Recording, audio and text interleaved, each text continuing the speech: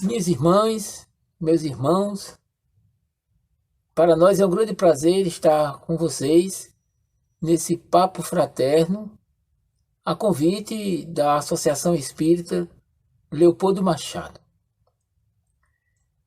No livro Libertação, o benfeitor espiritual Emmanuel, prefaciando esta obra de autoria espiritual de André Luiz, nos conta uma lenda, segundo ele, muito antiga e de origem egípcia. A maioria de nós espíritas que lemos o livro devemos recordar. E quem não sabe, nos acompanhe em nossa fala e se sintam estimulados a consultar o livro, a fim de acompanhar a beleza da narrativa, das colocações literárias do benfeitor espiritual Emmanuel. Existia um grande lago de águas barrentas, lodacentas, no interior do qual existia toda uma comunidade de peixes, grandes, ociosos, relapsos, tanto do ponto de vista do trabalho, como também relapso com relação às atividades do intelecto, do estudo, da pesquisa. Diferenciando-se, entretanto, desta comunidade, existia um pequeno peixe vermelho, muito dedicado não somente ao trabalho, mas também aos estudos. Um peixinho vermelho que, por suas características, por seus ideais, por suas aspirações, era de alguma forma rechaçado, vivia oprimido por aquela sociedade que o ridicularizava, que o perseguia muitas vezes, que o marginalizava. Não suportando esse convívio, este pequeno peixe vermelho resolve-se, estudioso que era, em empreender uma pesquisa e faz uma exaustiva consulta aos arquivos mais antigos que registravam a vida naquele reduto aquático e vem a saber da possibilidade da existência de uma passagem secreta numa região inóspita, inabitável do lago, através da qual o lago fazia fluir as suas águas para outros afluentes. Animado, esperançoso com essa possível descoberta, ele empreende uma pesquisa de campo depois de uma pesquisa teórica, e eis que se depara, num certo dia, com esta passagem secreta de que fazia menção os antigos registros daquela comunidade de peixes. Diante da possibilidade da liberdade, ele para e hesita. E agora? Que fazer?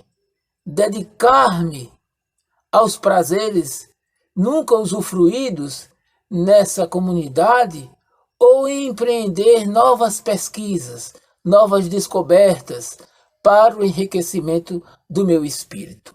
Lúcido e experiente com a própria vida que vinha levando, ele se resolve à segunda opção, dar continuidade às suas pesquisas e enriquecer o seu cabedal de conhecimentos.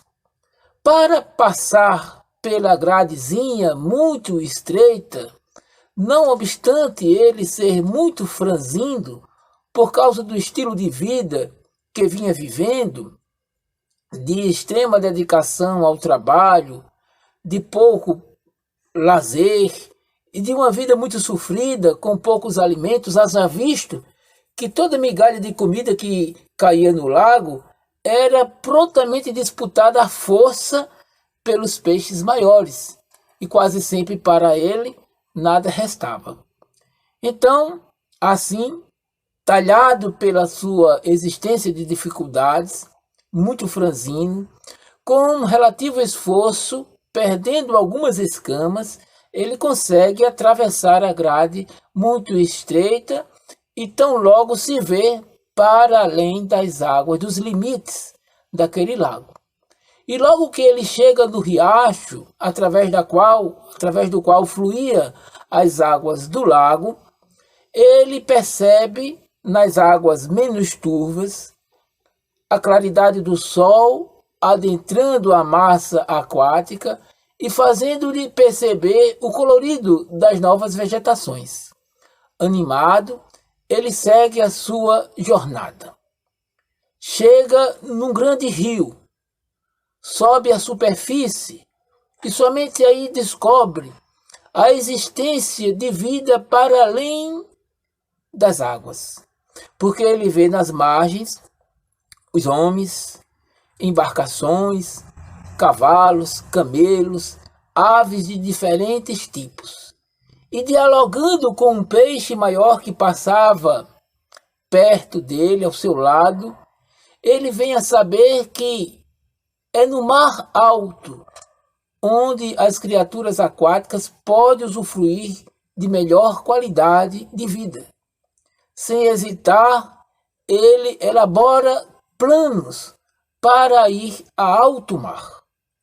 E assim, viajando, sem hesitações, ele chega no mar alto e fica deslumbrado com a estrela do mar, com a baleia, da qual ele se aproxima de forma temerosa e, pela espontaneidade da inspiração da baleia, ele é tragado para o interior da baleia. E ali vive alguns momentos de desconforto, até que se lembra de fazer uma oração ao Deus dos peixes, no que é prontamente atendido, porque no segundo movimento de respiração da baleia, ele é devolvido às correntes marítimas. Tendo aprendido o quanto custa uma curiosidade indevida, mesmo que por justificativa de mais amplos aprendizados. Isso nos faz lembrar o pensador Agostinho de Hipona, que em suas reflexões, que resultou no livro Confissões de Santo Agostinho, que é um livro muito rico, um dos mais importantes da literatura universal, em certo momento ele recorda Agostinho de Hipona e está ali queimando seus neurônios para encontrar uma resposta sobre a problemática do tempo e do espaço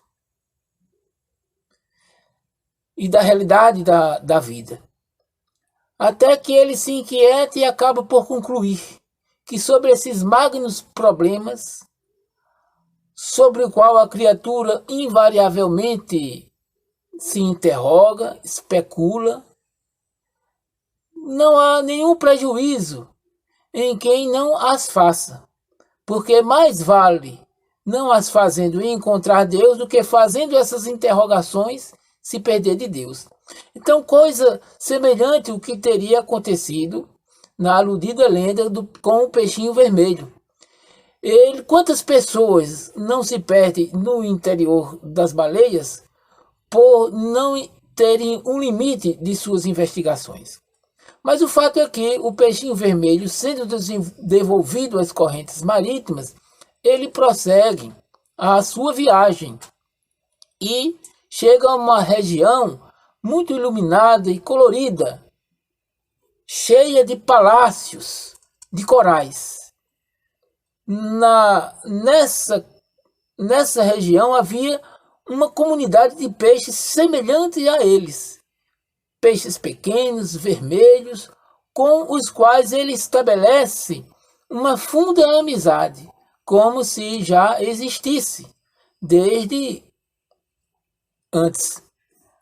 E junto a essa comunidade de peixes pequenos, assim como ele, dedicados ao trabalho, ao estudo, ele vem a saber que somente ali no mar as criaturas aquáticas tem real chance de existência.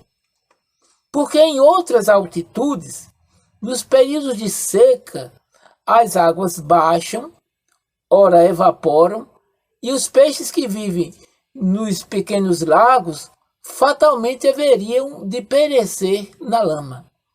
Então ele, sabendo disso, recorda com tristeza os seus irmãos da vanguarda, aqueles que ficaram lá no lago, e esboça para os peixinhos, os demais peixinhos vermelhos que vivem ali nos palácios de coral, o desejo de empreender uma viagem de volta para alertar os peixes que haviam ficado no lago, no que é encorajado pelos demais peixinhos vermelhos.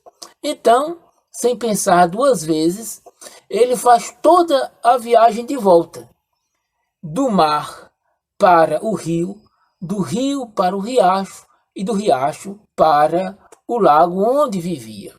Ele esperava ser recebido com festa, com homenagens, mas um silêncio absoluto paira.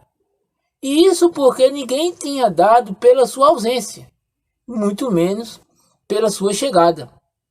Mas resoluto, sabendo da importância da mensagem que poderia salvar a todos, ele sobe em uma pedra.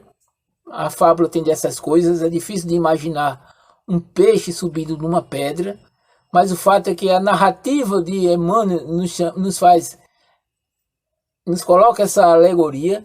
Ele sobe numa pedra, assim como, quem sabe, Jesus subiu ao monte, e o peixinho vermelho grita a toda voz, dizendo que existia outro mundo, outro universo aquático, onde todos poderiam viver com segurança, mas que para empreender a longa viagem era preciso empreender nos espíritos uma série de transformações morais, de transformações de atitudes, para que os peixes grandes pudessem passar pela gradezinha estreita, na qual ele, empreendendo um grande esforço, passou, mas ainda assim perdendo algumas escamas.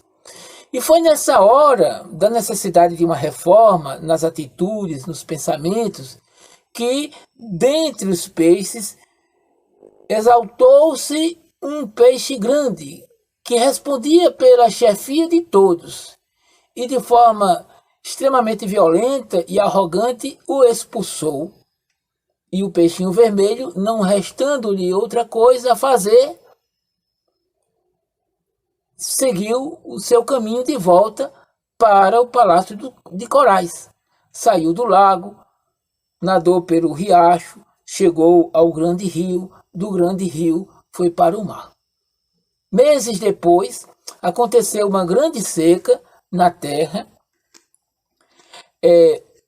As águas dos lagos, dos pequenos reservatórios secaram, e a comunidade de peixes que viviam nessas circunstâncias, todos vieram a perecer na lama. Esse conto, essa história, essa lenda, na verdade nos faz recordar todos os missionários que vieram à Terra em nome de Jesus e dos princípios libertadores de que Jesus se fez o excelso Messias. Se repararmos na história da humanidade, vamos encontrar uma semelhança deste peixinho vermelho com grandes vultos da humanidade. Sócrates, por exemplo, tentando alertar os atenienses, foi severamente punido até que sorver o veneno da planta cicuta e pereceu em Atenas. Em seguida temos o exemplo de Platão, que tentando educar o tirano de Siracusa, preso na ilha de Siracusa, teve que fugir da opressão do tirano. Veremos também Aristóteles, que não obstante todo o seu empenho em educar Alexandre Magno, não conseguiu persuadi-lo a uma vida de maior tranquilidade, uma vida mais pacata, mais benevolente. Em épocas mais recentes, tivemos, por exemplo, Joana d'Arc, Jean Hus e grandes outros vultos da história, perseguidos pela tirania e mortos na fogueira. Em épocas ainda mais recentes, não podemos esquecer a luta pelos direitos civis de Martin Luther King, de Nelson Mandela, respectivamente inspirados pela vida extraordinária de Mahatma Gandhi. Então, diante destas lições da história, o que nos resta a saber é qual a nossa parte. Com que lado ficamos da história? Com o lado do peixinho vermelho, daqueles que lutam por melhores condições de vida na Terra, ou dos opressores? Cabe a nós ponderar sobre essas lições da história. No livro dos Espíritos, uma questão bastante conhecida nossa é a de número 621, quando Allan Kardec, perguntando aos benfeitores espirituais onde está escrita a lei de Deus, ele nos diz: na consciência. Mas uma outra questão menos conhecida é a de número 622. Allan Kardec pergunta assim: se a lei de Deus está escrita na consciência, qual é a necessidade de que ela nos seja lembrada? Então os espíritos respondem: é que o homem a desprezou, a esqueceu, e Deus quis que ela lhe fosse lembrada. Na sequência, deixa claro os benfeitores espirituais que de tempos em tempos Deus nos tem enviado espíritos superiores com essa finalidade de fazer progredir a humanidade. Na questão 625, Allan Kardec pergunta: qual o tipo mais perfeito que Deus nos ofereceu como guia e modelo? E os benfeitores espirituais respondem de forma sucinta: vede Jesus. Essas informações nos permitem refletir da seguinte maneira: a de que todos nós somos, de alguma forma, missionários de Deus. E qual é a missão que podemos perceber como sendo a nós atribuída por Deus? A de nos amarmos uns aos outros. Na questão 728A do Livro dos Espíritos, há uma questão que diz respeito à lei de destruição. E o Allan Kardec pergunta aos benfeitores espirituais: com que objetivo Deus conferiu aos seres o instinto de destruição? E os espíritos respondem: para regular a reprodução, que poderia se tornar excessiva, para fazer uso dos restos mortais dos seres vivos, mediante o fenômeno da morte. E sintetiza essas informações dizendo que as criaturas de Deus são os instrumentos de que Deus se utiliza para alcançar os seus desígnios, para realizar os seus objetivos.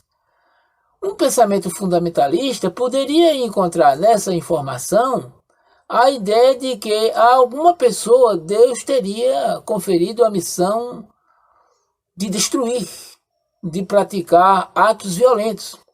Ora, isso seria um pensamento extremamente equivocado. E esse possível equívoco pode ser elucidado a partir da leitura da questão 470 de O Livro dos Espíritos também, em que Allan Kardec pergunta, numa outra tópica de investigações: que pensar dos espíritos que nos tentam ao mal, colocando à prova nossa constância no bem? Eles fazem isso como missão? Se fazem isso como missão, podem ser responsabilizados por essa prática? E os benfeitores espirituais respondem: a nenhum espírito Deus outorga a missão de fazer o mal. Então elucida a possível interpretação equivocada da questão 628. A nenhum espírito Deus outorga a missão de fazer o mal. Então, se é assim, e se todos nós temos uma missão atribuída por Deus, uma missão a ser realizada na dependência do nosso poder de realização, como identificar a missão que nos é atribuída por Deus? Existe algum dístico?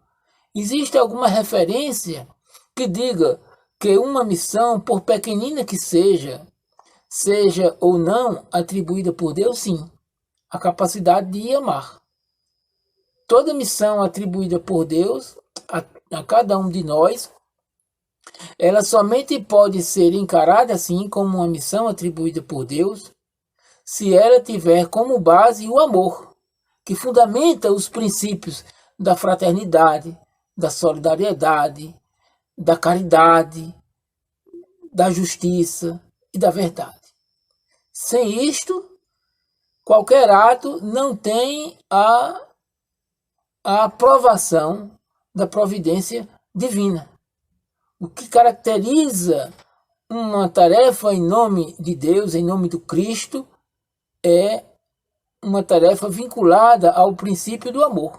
Tanto é que Jesus, na comunidade dos cristãos da primeira hora, ele vai dizer: meus discípulos, eu os reconhecerei por muito se amarem. E há uma passagem significativa na história do Espiritismo registrada por Allan Kardec, que são as suas famosas viagens.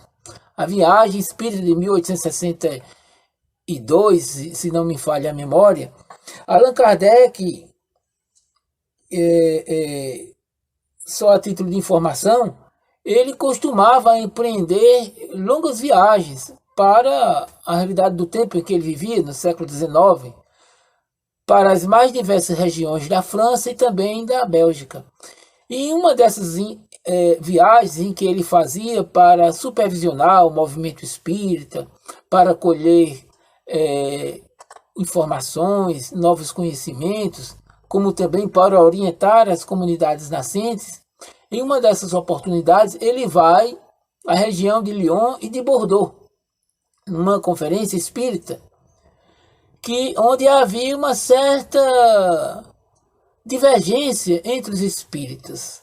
E ele diz assim: é de lamentar a divergência que existe entre os espíritas que têm como objetivo alcançar o mesmo fim.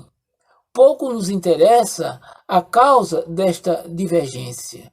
Contudo, eu adianto sem hesitar que ficarei do lado daquele grupo em que haja maior solidariedade, maior fraternidade, maior caridade. Ou seja, com outras palavras, Kardec harmoniza os seus ensinamentos, seu ponto de vista, com o do Cristo, que reconhecia, a despeito da diversidade de opiniões, o vínculo a unir a todos pelo laço do amor. Joana de Ângela, a benfeitora espiritual Joana de Ângela, também vai dizer coisa parecida, de alguma forma ressoando uma verdade universal. Ela diz assim, melhor dizendo, ela recomenda, no livro Vida Feliz, que divergir é natural, mas o que não podemos é que a divergência gere um litígio, gere uma guerra. Bittencourt Sampaio, um dos precursores, melhor dizendo, um dos baluartes do espiritismo no Brasil, também vai dizer algo semelhante. Ele diz assim: o espírita pode divergir nas ideias, mas só não pode se afastar do evangelho. Então, em todas estas perspectivas, por todos os ângulos, os espíritos nobres, os espíritos esclarecidos, os benfeitores da humanidade, estão constantemente a apelar, a despeito de nossas opiniões particulares, para o princípio do amor, da fraternidade, da solidariedade, que deve existir entre aqueles que se dizem discípulos de Jesus. Então, todos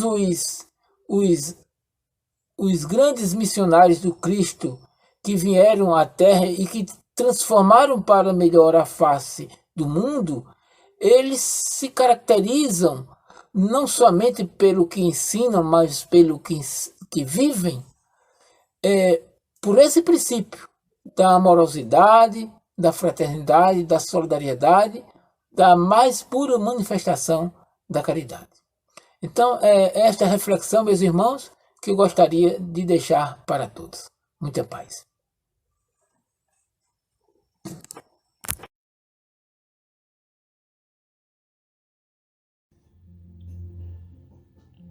Que possamos nesse instante fechar os nossos olhos e entrar em sintonia com o nosso Senhor Jesus Cristo. Senhor Jesus, obrigado por estar aqui em oração, que possamos sentir a Tua presença, que a Tua presença se faz em todos os momentos da nossa vida. Ela é o bálsamo para a nossa cura, do corpo, da alma. Ela sim nos mantém fortes para os embates da vida. Que não fraquejemos em nenhum momento, mesmo aqueles que o Senhor nos põe à prova. Que possamos, nesse instante, agradecer a todos que estiveram presentes nesse instante de oração. Que cada família, cada pessoa, cada um possa se sentir fortalecido para mais um dia com a Tua presença. Que ela nos sirva sempre, sempre de apoio, de fé. Que o Senhor Jesus nos abençoe hoje e todo sempre. Que assim seja.